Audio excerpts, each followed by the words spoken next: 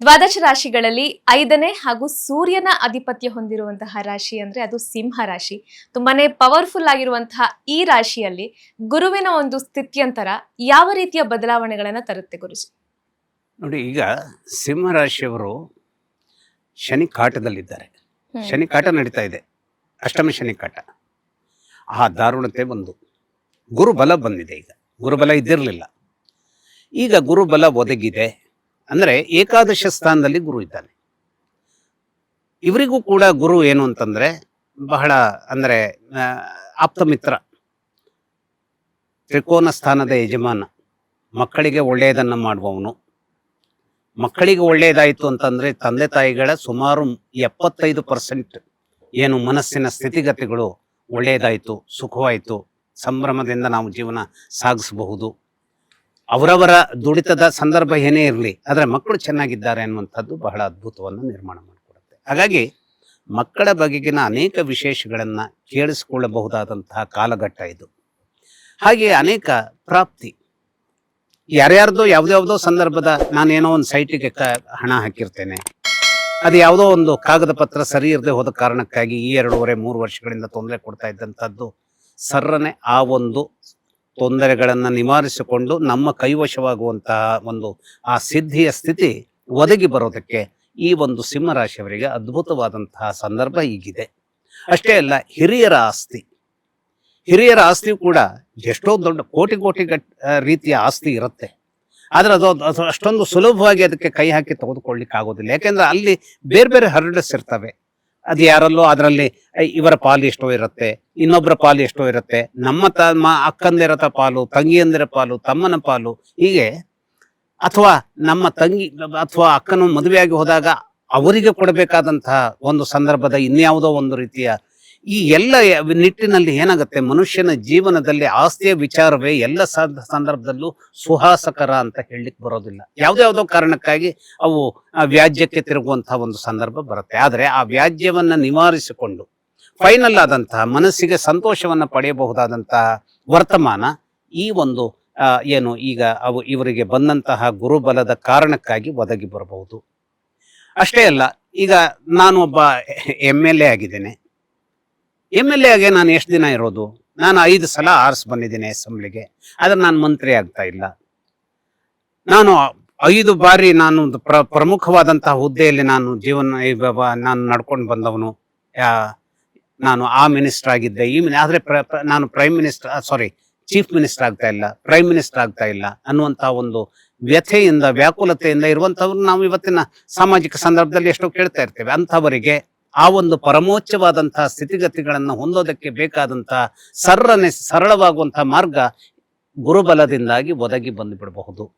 ಅಥವಾ ನಾವೇ ಯಾವುದೋ ಒಂದು ರೀತಿಯಲ್ಲಿ ಹೊಸ ಕಂಪನಿಯನ್ನು ಸ್ಟಾರ್ಟ್ ಮಾಡ್ತೇವೆ, ಹೊಸ ಇಂಡಸ್ಟ್ರಿಯನ್ನು ಸ್ಟಾರ್ಟ್ ಮಾಡ್ತೇವೆ, ಅಥವಾ ಯಾವುದೋ ಒಂದು ಹೊಸ ಮನೆಯನ್ನು ಕಟ್ಟೋದಕ್ಕೆ ನಾವು ಏನೋ ಒಂದು ಮುಂದಾಗ್ತೇವೆ, ಹೊಸ ಸಿನಿಮಾವನ್ನು ತಯಾರಿಸಲಿಕ್ಕೆ ನಾವು ಮುಂದಾಗ್ತೇವೆ, ಅಥವಾ ಈ ಒಂದು ಮಹತ್ವದ ಒಂದು ಯೋಜನೆಯಾದಂತಹ ಒಂದು ಸಿನಿಮಾದಲ್ಲಿ ನಾನು ಒಬ್ಬ ಹೀರೋ ಆಗಿ ನಾನು ಹೀರೋಯಿನ್ ಆಗಿ ಅಲ್ಲಿ ಪ್ರಧಾನ ಪಾತ್ರವನ್ನು ವಹಿಸ್ತೇನೆ.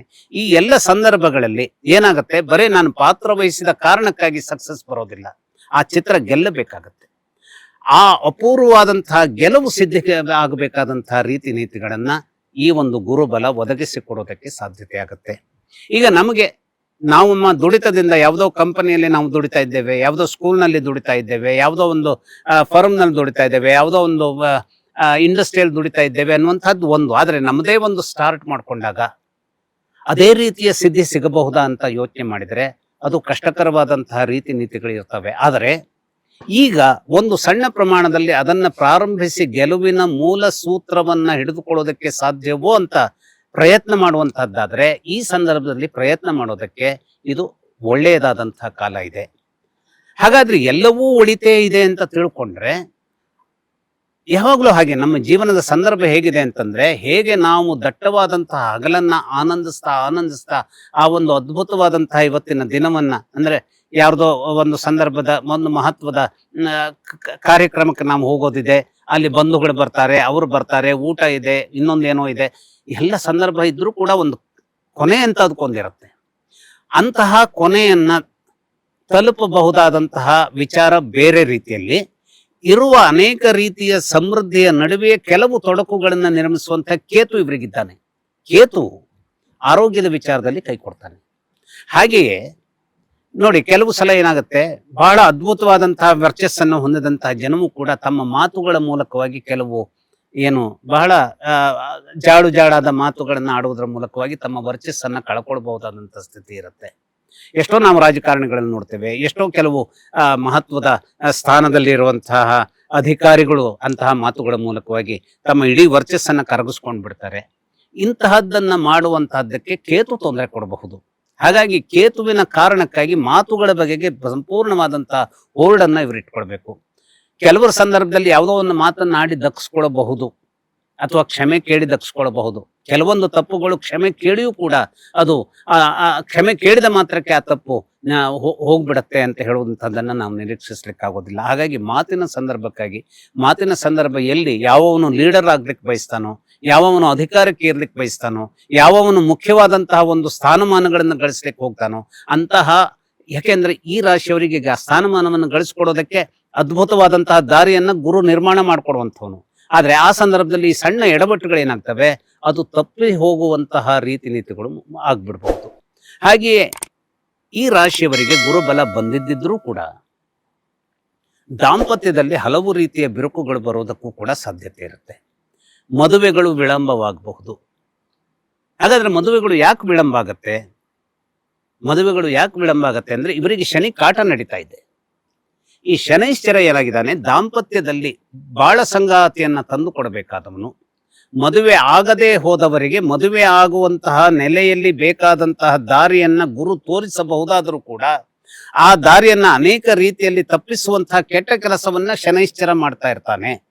ಶನೈಶ್ಚರನ ಕೆಲಸ ಹೇಗಿರುತ್ತೆ, ಯಾರಿಗೆ ಅವನು ತೊಂದರೆದಾಯಕವಾಗಿ ಜಾತಕದಲ್ಲಿ ಇದ್ದಾನೆಯೋ ಅಥವಾ ತೊಂದರೆಯನ್ನ ಮಾಡಬಹುದಾದಂತಹ ಸಣ್ಣ ಒಂದು ಯಾವುದೋ ಒಂದು ಅವಕಾಶವನ್ನ ಅವನು ಪಡೆಯೋದಕ್ಕೆ ಸಹಾಯ ಇದೆಯೋ ಅಲ್ಲಿ, ಆಗ ತೊಂದರೆಯನ್ನೇ ತಂದಿಡುವಂತಹ ಒಂದು ಕೆಲಸವನ್ನ ಅವನು ಮಾಡೇ ಮಾಡ್ತಾನೆ. ಅಂದ್ರೆ ಈಗ ಆಸಿಡ್ ಹೇಗೆ ಸುಡತ್ತೋ, ಆಸಿಡ್ ಅಂದ ತಕ್ಷಣ ಅದು ಸುಡಬೇಕು. ಹೂವು ಅಂದ ತಕ್ಷಣ ನಾವು ಅದನ್ನು ನೋಡಿದಾಗ ಮನಸ್ಸು ಅರಳಬೇಕು. ಹಾಗಾಗಿ ಆ ಘಟಕಗಳಿಗೆ ಅದರದರದೇ ಆದ ಒಂದು ಶಕ್ತಿ ಇದೆ. ಹಾಗಾಗಿ ಶನೈಶ್ಚರ ಈ ರೀತಿಯಲ್ಲಿ ಇದ್ದಿರೋದ್ರಿಂದ ದಾಂಪತ್ಯದ ವಿಚಾರದಲ್ಲಿ ಸ್ವಲ್ಪ ಎಚ್ಚರದ ಹೆಜ್ಜೆಯನ್ನು ಇಡಬೇಕು. ಮದುವೆ ಆಗುವಂತಹದ್ದಕ್ಕೆ ಗುರುವಿನ ಬಲ ಇದ್ದರೂ ಕೂಡ ಸರಿಯಾದ ಬಾಳ ಸಂಗಾತಿ. ಈಗ ನಾವು ಈಗ ನಮ್ಮ ಹಸಿವೆ ಆದಾಗ 1 ಗಂಟೆಗೋ 2 ಗಂಟೆಗೋ ಮಧ್ಯಾಹ್ನ ನಾವು ಒಂದು ಊಟಕ್ಕಾಗಿ ಹೋಗ್ತೇವೆ. ಆ ಊಟದ ಸಂದರ್ಭದಲ್ಲಿ ನಮಗೆ ಬೇಕಾದಂತಹ ಊಟ ಬೇಕು. ಊಟ ಸಾವಿರಾರು ಸಿಗುತ್ತೆ, ಆದ್ರೆ ನಮಗೆ ಬೇಕಾದಂತಹ ಒಂದು ಊಟ ಬೇಕು. ಹಾಗಾಗಿ ನಮ್ಮ ಸೂಕ್ತವಾದಂತಹ ಬಾಳ ಸಂಗಾತಿ ಸಿಗಬಹುದು. ಹಾಗಾದ್ರೆ ಲವ್ ಎಟ್ ಫಸ್ಟ್ ಸೈಟ್ ಹೇಳುವಂತಹದ್ದೇ ಫೈನಲ್ ಆದಂತಹ ಅದ್ಭುತವನ್ನು ನಿರ್ಮಾಣ ಮಾಡಿಬಿಡಬಹುದಾದಂತಹ ವಿಚಾರವನ್ನು ಕೊಡತ್ತೋ, ಅಲ್ಲಿ ಬಿಡೋದಿಲ್ಲ. ಶನೈಶ್ಚರ ತೊಂದರೆ ಕೊಡ್ತಾನೆ. ಯಾಕೆಂದ್ರೆ ಈಗ ಶನಿ ಕಾಟದ ದಿನಗಳು. ಹಾಗಾಗಿ ನಮ್ಮ ಜವಾಬ್ದಾರಿಗಳು ಏನಿದೆ, ಸಮೃದ್ಧಿಯ ಒಂದು ಸೆಲೆ ಇದೆ ಅಂತಾದ್ರು ನಾವು ಎಷ್ಟೋ ಸಲ ಹೇಳ್ತೇವೆ, ಸಮುದ್ರದ, ಈಗ ನಾವು ಆ ಹಿಂದಿ ವಾಕ್ಯವನ್ನ ನಾನು ನೆನೆಸ್ಕೊಂಡು ಹೇಳೋದು ಕಷ್ಟ. ಏನು, ನನ್ನ ಸುತ್ತಲೂ ತುಂಬಾ ನೀರಿದೆ, ಆದ್ರೆ ಕುಡಿಯೋದಕ್ಕೆ ನನಗೊಂದು ಹನಿ ನೀರು, ಆ ಉಪ್ಪು ನೀರನ್ನ ಯಾರು ಕುಡಿತಾರೆ? ಕುಡಿಯಬೇಕಾದ ನೀರಿಲ್ಲ.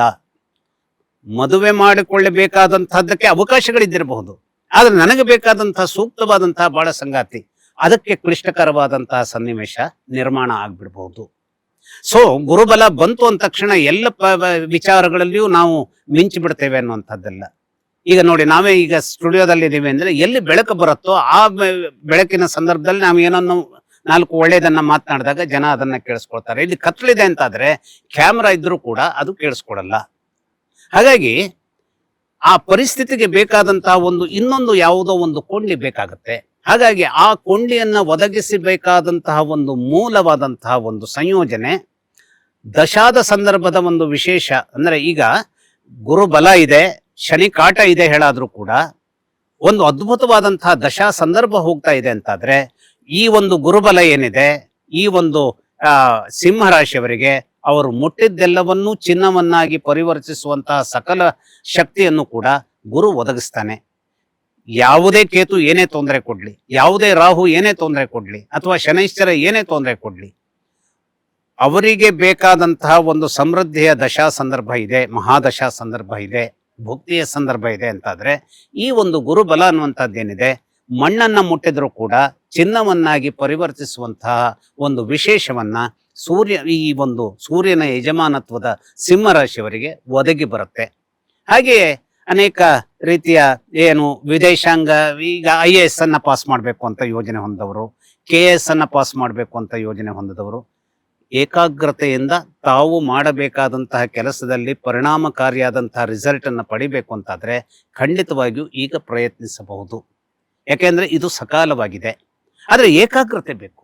ಯಾಕೆಂದ್ರೆ ಎಲ್ಲ ಸಂದರ್ಭಗಳಲ್ಲೂ ಜೀವನದ ಸಂದರ್ಭ ಹೇಗೆ ಅಂತಂದ್ರೆ, ಈಗ ನಾವು ಒಂದು ದಾರಿಯಲ್ಲಿ ಹೋಗಬೇಕಾದಂತಹ ದಾರಿಯಲ್ಲಿ ಯಾವುದೋ ಒಂದು ಗುಂಪು ಇರೋದ್ರಿಂದಾಗಿ ನಮ್ಮ ಪ್ರಯಾಣ ಏನಾಗ್ಬಹುದು, ಇನ್ನೊಂದು ದಾರಿಯತ್ತ ಹೊರಳಿಸ್ಕೊಂಡು ಹೋಗಬೇಕಾದಂತಹ ಸಂದರ್ಭ ಬರುತ್ತೆ.